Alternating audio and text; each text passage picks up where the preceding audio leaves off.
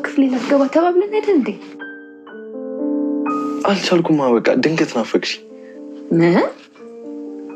አዎ ከልቤ ነው ናፈቅሽ።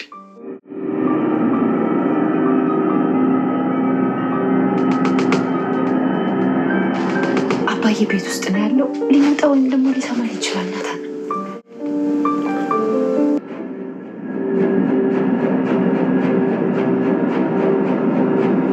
ከምርዳታ ናፍቀሽኛል። እንደ እብድ እኮ እያደረገኝ ነው። እኔም እኮ ትናፍቀኛለህ፣ ግን ደግሞ ስምምነታችን በቃ ቤት ውስጥ ጸጥ ነው።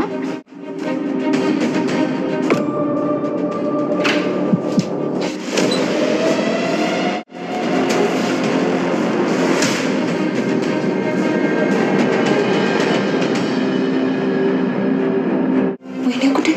አባዬ ጉዱናል፣ አባዬ ጉዱናል።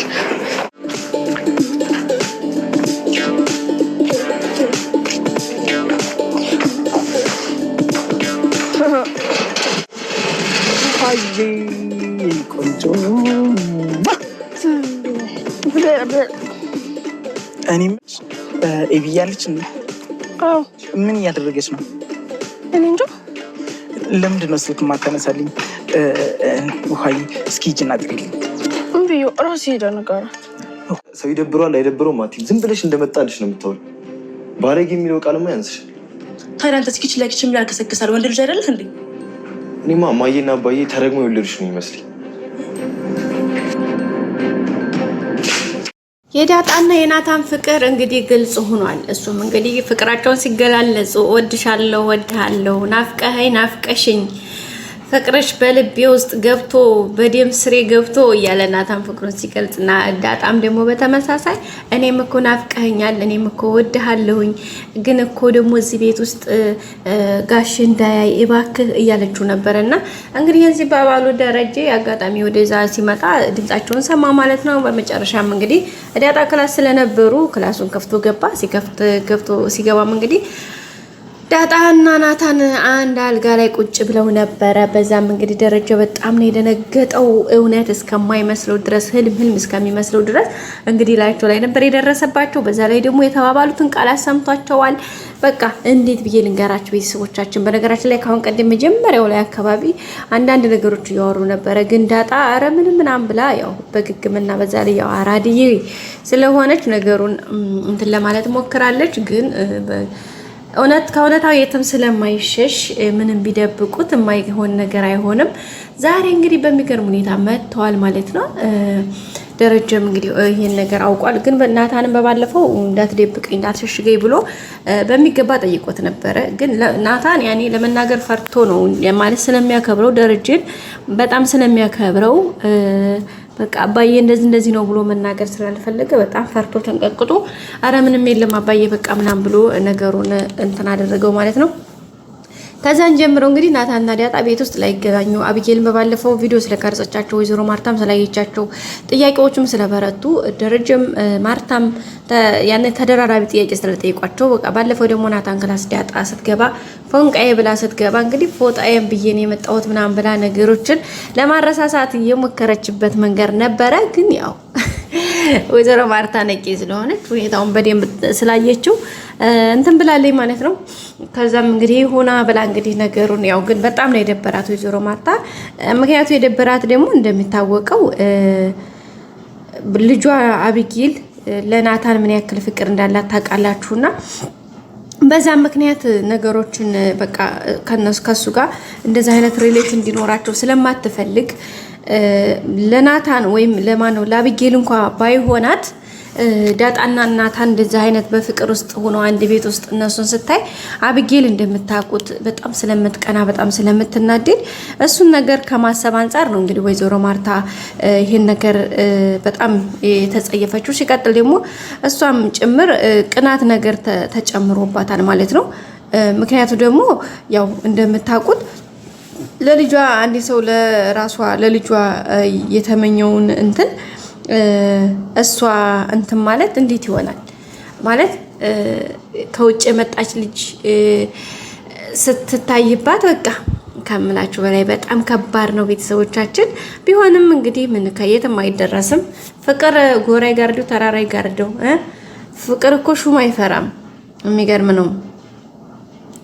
እና በመጨረሻም እንግዲህ ወይዘሮ ማርታ ያው እውነታውን ገብቷታል። ያው ጋሽ ደረጀ ነበር አረ ይሄ ነገር በፍጹም አይሆንም ብሎ ያው ናታንም ለብቻ ዳጣንም ለብቻ ባለፈው ጠይቋቸው ነበረ፣ ግን ምንም እንደሌለ ምናምን ነበር የነገሩት። እንግዲህ ዛሬ ወሬያቸውን ሲቀጩ ሰምቷቸዋል። ናታን ክላስ አንድ ላይ ሆነው እያወሩ ነበር።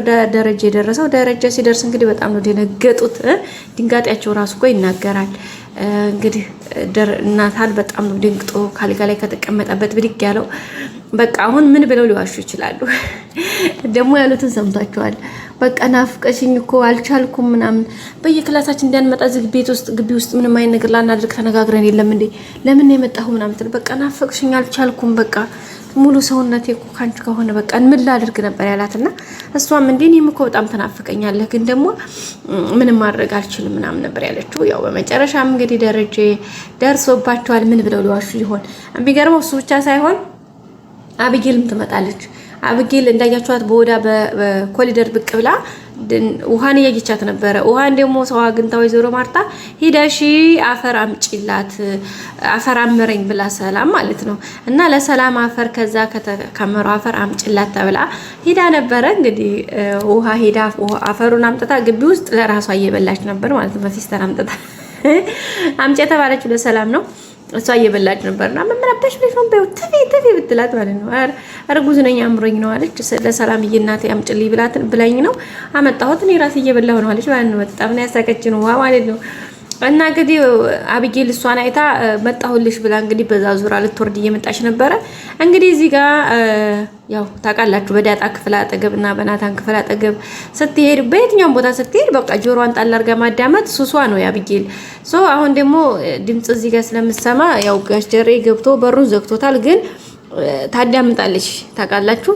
አሁን እዚህ ጋር አብጌል ደግሞ ነገር ተሰማለች፣ ሌላ ማቀጣጠል እና ውድ ቤተሰቦቻችን በቃ በጣም ከባድ ነው። አብጌል እንግዲህ ያው የያዘችውን አለቅም ብላ እንዳያችሁት ሌላ ትርምስ ልታመጣ ነበረ። እንግዲህ ዳጣ ስለሰማቻት ነገርዮሹን አስቀይሰዋታል።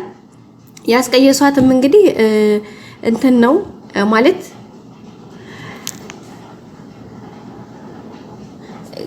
ያለውን ነገር እንግዲህ ያው እንዳያችሁት ዳጣና ደረጀ አባትና ልጅ ናቸው ብላ ጠርጥራ ነበረ። እንግዲህ ካሜራ እንትን ውስጥ የደበቀችው ከዛ በኋላ እንግዲህ ደብቃ ስትወጣ ያው ቀጥታ ገብተው እነሱ ዳጣ እንግዲህ የጋሽ ደረጀ የጓደኛው ልጅ ወይም የሲሳይ ልጅ እንደሆነች እናቷ እንደማታውቃት ምናምን ያለውን ነገር አውርተው እንዴት ነው አባትሽ ምናምን ሲል እሱን ተወው ደግሞ መተው የማይጠይቅ አባት ምናምን እያለች እንግዲህ ስትል ነበርና እንግዲህ ውሃም ማን ነው አብጌል እሱን ሰምታ በጣም ነው የተናደደችው። እንዴት ይሄ ነገር ሊሆን ይችላል? እንዴት ተበላሁኝ ብላ ማለት ነው። እንዴት ተበላሁ ማለት እንዴት የጠረጠርኩትን ሁሉ እኮ ውሸቱን አያውቅም ነበር እያለች እንግዲህ እያየች ነው። በዛ ላይ በባለፈው እንግዲህ ጋሽ ደረጀ የልጁ አባት የማን የሰላም የልጅ አባት እንዳልሆነ አረጋግጦላታል። በዛም እንግዲህ እንዴት እያለች ራሷን እያለች ነው። አሁን ሁለቱም ፋውል ሆናለች። አያችኋት እንግዲህ ስለ አብጌልም እንግዲህ የአብጌል ጉዳይ ምናምን እያለ እንግዳሽ ደር እያነሳ ነበርና በራሷ ጊዜ ተስተካከላለች። እንግዲህ መቼስ ምን ይደረግ ብለህ ነው እያለች እያንዳንድ ነገር እያወሩ ነበረ። ያው አብጌል አሁን ነገሮች ሁሉ ባሰበቻቸው መልክ አልሄድላትም አሁን። ስለዚህ ሌላ ዘዴ ደግሞ አሁን ታፈላልጋለች ማለት ነው። ሌላ ዘዴ ሌላ ሲስተም እንግዲህ ወይ ጋሽ ደረጀ ከልብሱ ሆነ ብቻ ሆነ ቦታ ላይ እንግዲህ ወይ ደግሞ ካሜራውን ትገጥመው እንደው አላውቅም። አይሳካላትም ያኔ ይነቃባታል እንዴት እንደው አላውቅም ማለት ነው። ቤተሰቦቻችን እንግዲህ የልጅሽ አባት አባዬ ጋር ያወራችሁት ሁሉም ነገር ሰምቻለሁ። ስለዚህ የልጅሽ አባት የሚሆነው ዳጣ ናታን ነው። የልጁ አባት አንተ ነህ። በቃ ያስረገዝካት አንተ ነህ። እዚህ ቤት ውስጥ ሊያስረግዝ የሚችለው አባዬ እናንተ ናችሁ። አባዬ እንዳልሆነ እንደማረጋግጫለሁ። ስለዚህ አንተ ነህ እያለችው ነበር። ቤተሰቦቻችን እንግዲህ አብጌል የያዘችው ነገር ያው እንደማትለቅ ታውቃላችሁ። ሲቀጣይ ላይ ደግሞ አዲስ ዘዴ ዘይዳ አዲስ ተንኮል አስባ የምትመጣ ነው የሚሆነው። በነገራችን ላይ ተንኮል መማር የፈለጋችሁ ቤተሰብ ካላችሁ ከአብጌል ተማሮሽ ስላሴ ስም አረ ሰው ከሰው ጥሩ ነገር ነው የሚማረው እንጂ እንደዚህ ያለ አይማርም። እና የዛሬው ቪዲዮ ይመስል በቀጣይ አዲስ ቪዲዮ እንገናኝ። ሰላም ቆዩ።